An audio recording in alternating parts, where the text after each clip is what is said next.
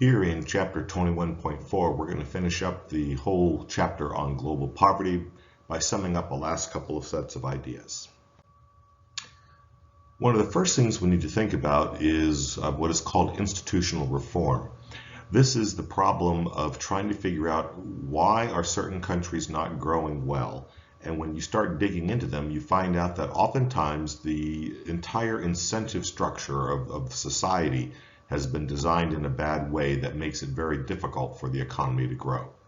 For instance, let's take a look at some of our bullet points here. There's no protection of private property rights.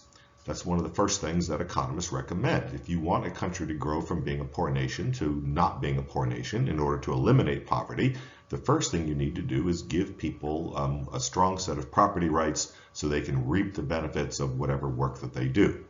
If you're living in a country where you can't collect the benefits of what you do, you don't tend to do those things. And so all business activity requires some kind of property rights to protect your ownership. Now, this goes straight into the next point of entrepreneurial incentives. In particular, we want to make sure that business people have a strong incentive to want to start new businesses, organize businesses, and organize export industries to so you can produce whatever you're producing in your poor nation and sell it to other nations in order to grow. All of those things, you need to have a strong set of incentives. And this is referring to as unleashing the animal spirits of the marketplace. Animal spirits being a metaphor for the strong entrepreneurial drive that business people have once they know that they can profit from what it is that they do. Now, it turns out that many presidents in some socialistically oriented countries, which many poor countries are, there are no capitalist-oriented poor countries. So the countries that are poor have very strong socialist leanings. The entrepreneurship that we're asking that they unleash also intensifies income inequality. Now, the income inequality does not come about by making the rich richer and making the poor poorer. It comes about by both making the rich richer and the poor richer, but the rich are getting richer faster than the poor are getting richer. So that's where your inequality comes about. But of course, at the same time, you're reducing the number of people who fall in that truly terrible category of poverty, the extreme version of poverty that we talked about, where 1 in 10 children dies before the age of 5, where you have malnutrition, where all these things are really horrific. So is it okay to have more inequality in a country if you're eliminating this kind of poverty? I argue yes, but of course, different people have different views on this. Some people view the inequality itself as being the more important issue. And of course, there's also the issue that the more inequality you have in your country, oftentimes it also unleashes political instability, as those who have not agitate against those who have. And so many political elites in many countries try to tamp down that kind of difference by just simply keeping everyone poor. That's one solution. I don't think it's a particularly good solution, but that's what many countries do. This leads us to the next issue of institutional reform, the problem of what's called equity or fairness. There's in most countries in the world, and especially the poorer the country, there are very, very powerful elites in the population that are very wealthy, even though the country is poor, and they maintain their wealth through inequitable means. In other words, they do it by holding the poor down, by not permitting the poor and the middle class to enter business and develop competitive businesses within the country, because the elites have locked up all of the imports and the exports are all controlled by either direct relatives of the president or cronies or supporters of the regime. So this political power will be upset if, in fact, the country unleashes the quote-unquote animal spirits of entrepreneurialism, because new elites will pop up as they invent new businesses, and they will probably challenge the older elites. And so the older elites, of course, oftentimes rig the economy to prevent this from happening. So they take away any kind of pro-business climate. But of course, you need a pro-business climate if you want to encourage capital investment. It's hard to imagine anyone willing to risk what little money they have in buying equipment for their farm or whatever, if that could be confiscated or if they're not going to be allowed to export the goods that they produce. You could easily imagine that people simply won't invest in the equipment.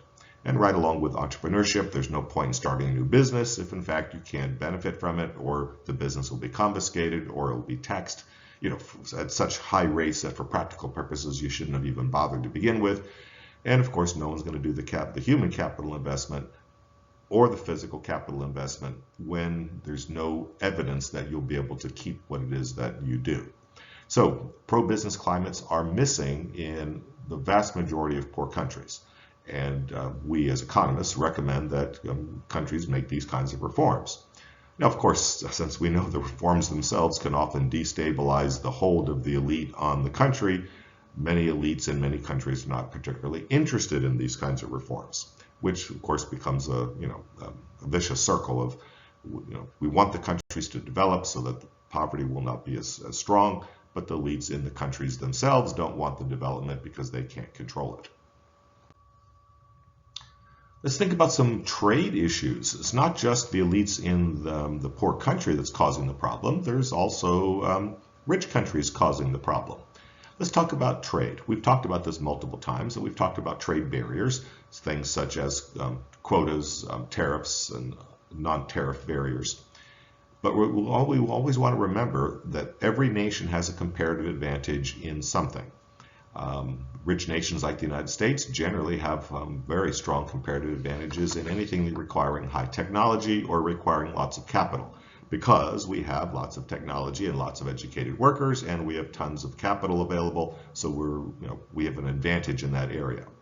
One of the advantages that poorer nations have is generally in agriculture, because the agriculture does not require as high a level of technology as, like making computer chips or something like that. So poor nations can compete in those areas.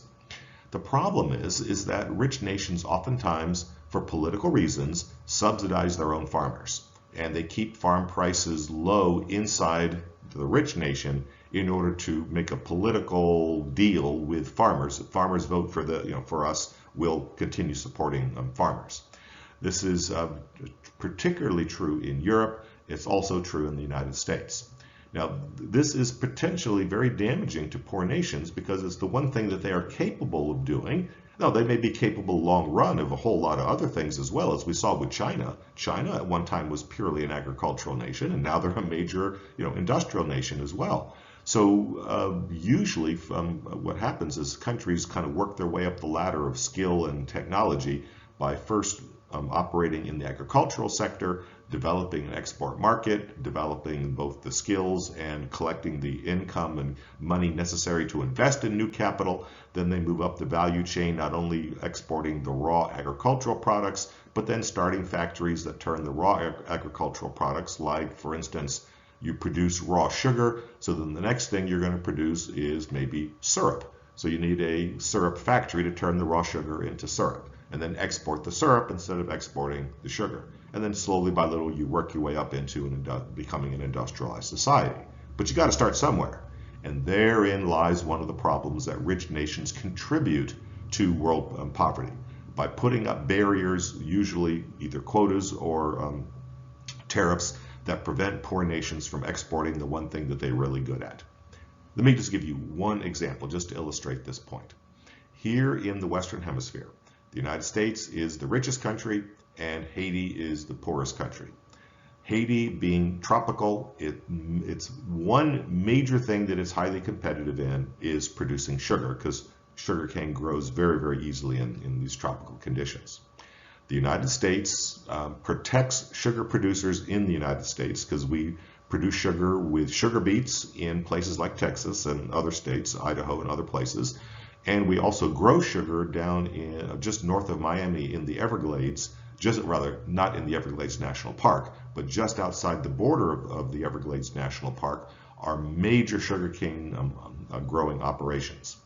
Now, those sugar producing operations in the United States, whether it's sugarcane or sugar beets, is very expensive. The U.S. is an expensive place for basic agricultural products because the land's expensive and the labor is expensive. So we're not particularly competitive at it, and our costs of producing sugar is very high. Now, instead of permitting the normal capitalist answer to these things of, well, don't produce the things you're not good at, let those farms go out of business and transfer all those resources to manufacturing or something that we are good at, we're not letting this happen. Instead, what we do is we put up a huge quota and tariff barrier against sugar, not only from Haiti, but also the other countries in the Caribbean that are also capable of producing sugar cheaply. So the American public pays more for sugar than the world price of sugar. Actually, you could buy sugar on the open market super cheap. And it turns out that this has had a major impact on a couple of industries. Let me just mention one of these, which you all may be actually quite familiar with. Coca-Cola in Mexico, bottled by the Coca-Cola company, is bottled with real sugar. Why is that? Oh, one further thing. In the United States, of course, it's bottled with corn syrup sweetener. Now, why is it that in Mexico they use real sugar and in the United States we use corn syrup? Well, the number one reason is the price of sugar in the United States is so high that the Coca-Cola company has switched to a corn syrup sweetener to avoid the high price of sugar. And why is sugar so high? Because we have these import quotas and import tariffs which keep the cheap sugar out of the country.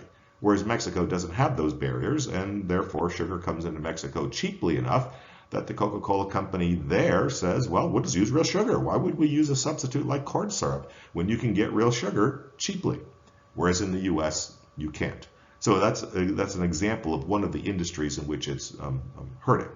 Now, of course, this is a really bad thing for Haiti, the poorest country in the Western Hemisphere by far. It is really poor. Haitians really could use more business, and this is one thing they can do very easily. They already have the knowledge of how to do it, and they've already got the technology.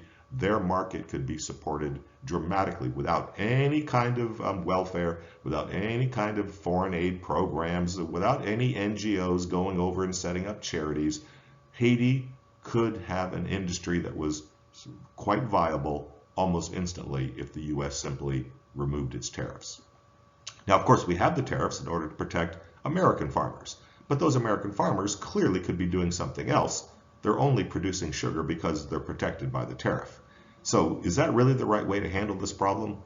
My opinion is no, we should remove those tariffs. But again, politically, as a senator or congressman, they vote for these tariffs because they are supported by the sugar interests in the United States with campaign contributions and other methods that the farmers in the U.S. are using to keep their little market for sure for domestically produced sugar or cane syrup, rather corn syrup, protected rather than compete in the open marketplace. And of course, this is having a very negative effect on much, much poorer nations. So this is our kind of last point on this whole issue. Can entrepreneurship alleviate poverty? My opinion is the answer is yes, if it is permitted to actually happen. And therein lies the biggest problem. We recognize that the domestic elites in many poor nations try to prevent entrepreneurialism out of, in my opinion, a misguided effort to maintain political control of their country. They end up damaging their country's economic performance quite considerably. And also, entrepreneurship is prohibited or hindered by rich countries like the United States in their import policies, where they keep out the products that the poorer nation could easily be competitive in. And I think that ends up causing quite a bit of poverty worldwide, which could very easily be eliminated. But getting this done politically, of course, is very, very difficult. And we see that in many, many countries, people's talent turns to the underground economy, where they flourish even though what they're doing is illegal. And it's only illegal because the country makes it illegal. It's not like opening a restaurant is inherently an illegal activity, the way drugs would be, for instance. Here we're talking about things are illegal because the government has a strongly anti-capitalist or anti-business approach. And therefore, they make ordinary business activities either illegal or highly restricted. And so it's kind of like having a gun for self-protection than accidentally shooting yourself with the gun. I mean, you can see that would be a pretty silly thing to do, but it happens all the time, doesn't it? And so we see this happening worldwide. So that was our last point on poverty on this particular issue, and thank you for watching.